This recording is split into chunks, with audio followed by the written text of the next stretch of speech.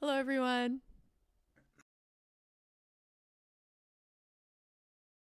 You good? You ready? Okay. Hello, everyone. I'm Petalz, And I'm Petalz. and together we are. Petals and Petals.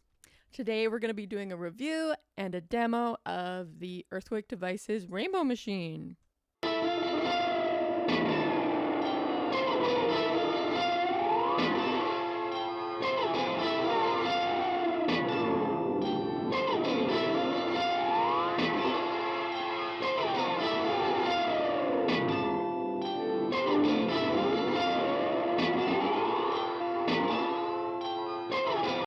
This is a polyphonic pitch mesmerizer.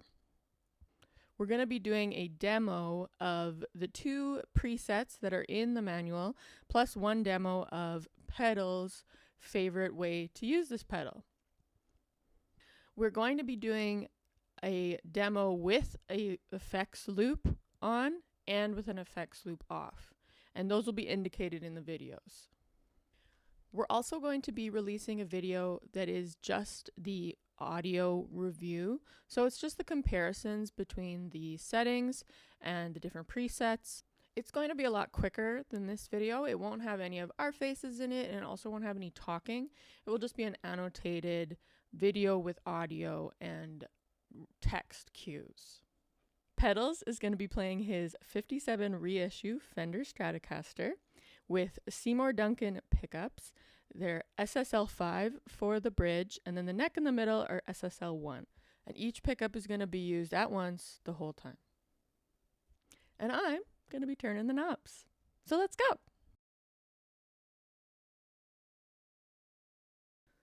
All right, so for the master tape chorus preset, as the name may suggest, it is a tape chorus, which can be used as a pretty practical chorus effect.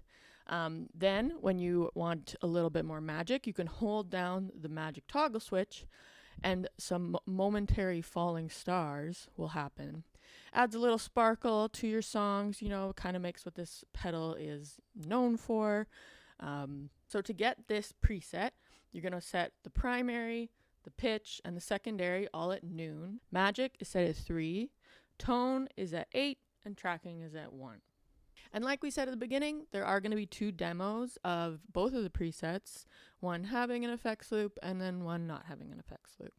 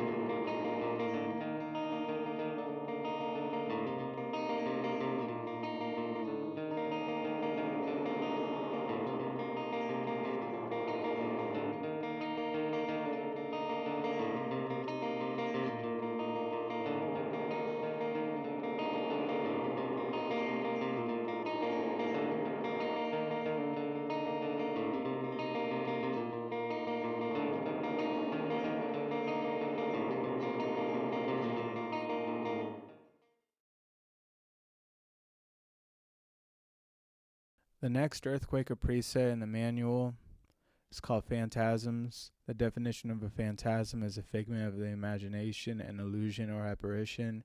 I think they're trying to relay how trippy their pedal is, how little humans can understand this concept, and specifically how an apparition comes to be after a life has came and gone.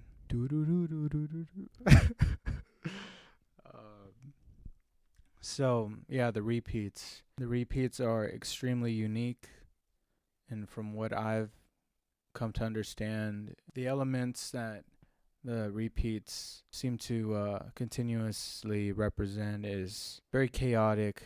They happen seemingly whenever they want to happen. Seem to have a descending or ascending in pitch.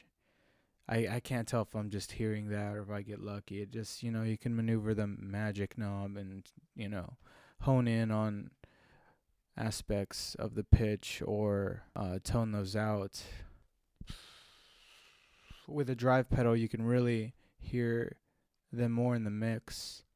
Just with some kind of boost or something like that, they really come to life, in my opinion. I would never use this Phantasm preset without a drive or a boost or a fuzz.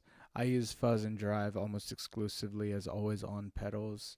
The demos don't have drive on them. I was just trying to point out that the effects loop does not really affect the tone of this pitch pedal, this pitch modulator, the mesmerizer, that would usually be in the effects loop. So you can add drive after, and that's how I use the Rainbow Machine. I add my rat after, usually the Rainbow Machine, as you'll see in the video, but with this specific Phantasms preset, drive after really displays the repeats of the Phantasms and lets you unveil the opportunity to understand this preset. I figure if you hold the notes from about 1.5 to 2.25 seconds, you can really let these repeats ring out.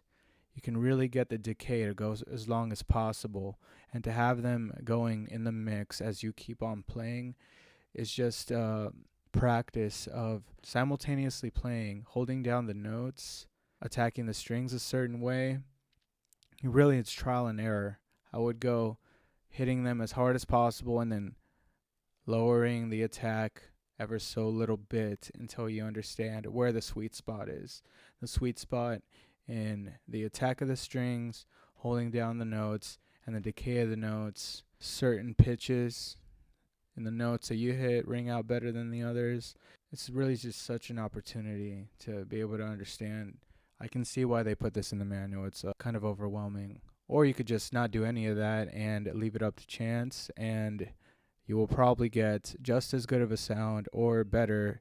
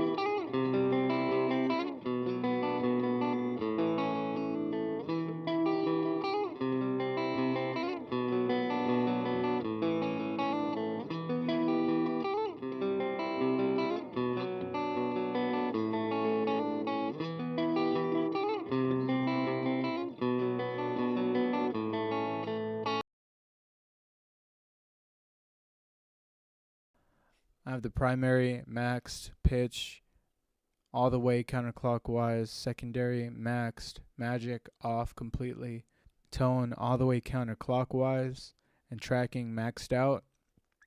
I'm using a TC Electronics flashback x4 V1. I have the delay level maxed out, and I have a digital preset mimicking a slapback delay, just one little repeat, just so close, mostly using it as a doubler with the time signature toggle switch at the down position. My preset for the delay is a 2290, aka digital. I have the delay time and the feedback tuned to a simple slapback delay, so close to the original signal that it's mostly a doubler. There might not even be a moment in between the two notes, the initial and the repeat. Getting the most out of one note that I can without sending too much to the mesmerizer rainbow machine pedal. Just trying to do a controlled blah blah blah. And I have the subdivision selector switch. I call it a time signature toggle switch, whatever, set to the bottom, down position, quarter notes, and dotted eighths. And I have the delay level maxed out clockwise. And the buffer on the flashback x4 V1 is phenomenal and just really gets somewhat of a boost into your signal. I'm also using a Proco Rat modded by Alchemy Audio. I love this pedal so very much. The way they introduce the mod that has the original vintage chip instead of the modern chip they use nowadays in their manufacturing. Just love the sound of it. I have the distortion knob, not all the way counterclockwise, but if you max out your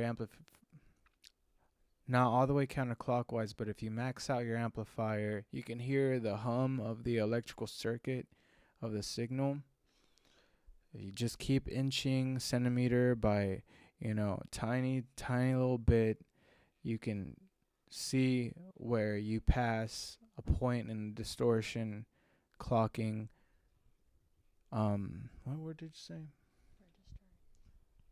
The register of the drive. It really just shoots up out of nowhere at the very beginning of the knob dialing, and I have it just right there whenever it registers. A little bit more hum, a little bit more of the rat is activated with the distortion knob.